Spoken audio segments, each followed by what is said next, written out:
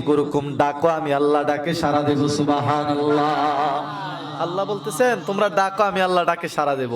বাবারা আমার, এই দুনিয়ার জমিনের মধ্যে আমরা এসেছি আল্লাহর আদেশ এবং নিষেধ বাস্তবায়ন করার জন্য। কথা বলেন ঠিক কিনা?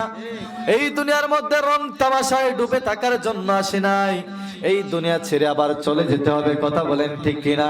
এই দুনিয়া ছেড়ে চলে যাব একদিন, মায়ারি বাঁধন ছেড়ে যাব একদিন, এই দুনিয়া ছেড়ে চলে যাব একদিন, মায়ারি বাঁধন ভুলে যাব, চলে যাব একদিন এই দুনিয়া ছেড়ে।